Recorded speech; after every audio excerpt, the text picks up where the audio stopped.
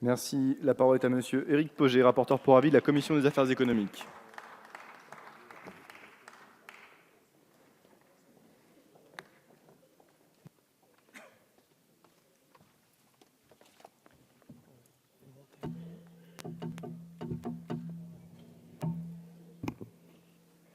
Monsieur le Président, Madame la Présidente, Monsieur le Président, Messieurs les ministres, chers collègues, le tourisme est une activité économique de tout premier plan. Quelques chiffres pour le rappeler, 7% de PIB, 2 millions d'emplois et une contribution positive à notre balance commerciale d'1,7 milliard. Les bons résultats de l'année 2017 ne doivent pas masquer quelques réalités. Tout d'abord, les conséquences des attentats et la dégradation de l'image de la France sont encore bien perceptibles par les professionnels que nous avons audités. Alors que la France est la première destination touristique, elle n'est que 5e en termes de recettes, notamment parce qu'elle ne sait pas retenir ses visiteurs et les faire dépenser sur le territoire national.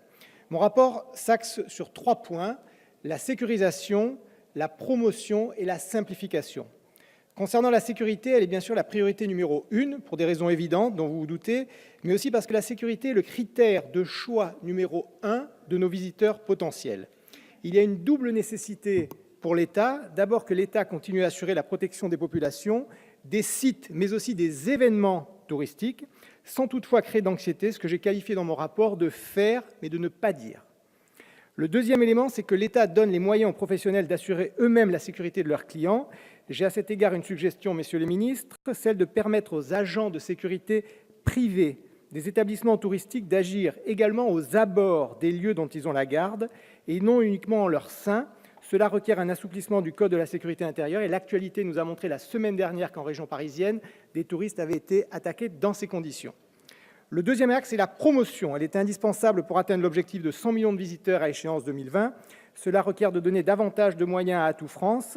À cet égard, 2 regrets, comme je vous avais dit, la non-pérennisation de ce fameux fonds d'urgence de 10 millions d'euros qui a montré son efficacité, mais surtout qui avait été innovant dans le fait qu'il avait permis de lever 8 millions d'euros d'argent privé auprès de partenaires privés. Le deuxième élément, c'est la non-stabilisation de l'attribution de la recette Visa. Il nous a été indiqué en commission que la question de l'attribution d'une recette Visa fixe pourrait être abordée dans le cadre du groupe de travail organisé sur le thème de la promotion avec Atout France. Nous serons bien sûr attentifs aux conclusions de cette réflexion. Nous serons également attentifs aux propositions qui seront faites pour la création d'un dispositif de financement innovant, assis sur les contributions des professionnels du tourisme eux-mêmes, en contrepartie d'une gestion des fonds de la promotion par ces mêmes professionnels. Troisième axe qui me semble majeur et prioritaire, la simplification de notre environnement législatif, réglementaire et normatif. Il est aujourd'hui une nécessité de concevoir et de gérer le tourisme comme une activité économique de tout premier plan et non pas uniquement de manière administrative. Aujourd'hui, cette réglementation elle est trop nombreuse.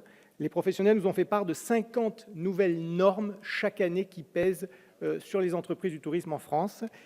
Ces réglementations vont au-delà des exigences européennes. Elles sont prises, et ça je le regrette, par chaque administration en couloir, c'est-à-dire sans avoir de vision globale. Et il y a parfois des contradictions entre elles. Messieurs les ministres, on a besoin d'une pause et d'un moratoire concernant cette surréglementation.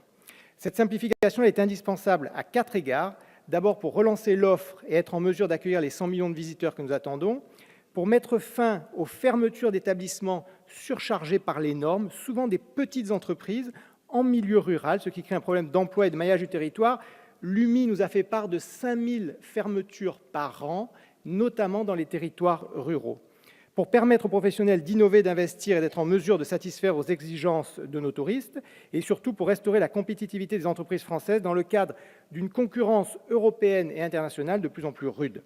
Nous vous proposons de créer un guichet unique qui recenserait toutes ces réglementations, qui accompagnerait dans leur mise en œuvre et qui aiderait aux éventuelles rectifications nécessaires plutôt que de sanctionner et d'afficher la mauvaise note sur la place publique tel que c'est le cas aujourd'hui.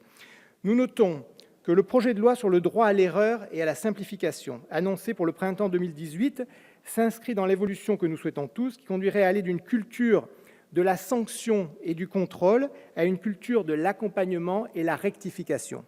Nous serons attentifs aux dispositions de ce projet de loi qui concerneront le tourisme et n'hésiteront pas à le compléter et à l'amender si nécessaire le moment venu. Enfin, messieurs les ministres, nous souhaitons vous remercier pour l'ouverture dont vous avez fait preuve en commission, en entendant notre souhait d'être, comme parlementaires, associés aux travaux du comité interministériel du tourisme, selon des modalités qui resteront à définir. Je vous remercie.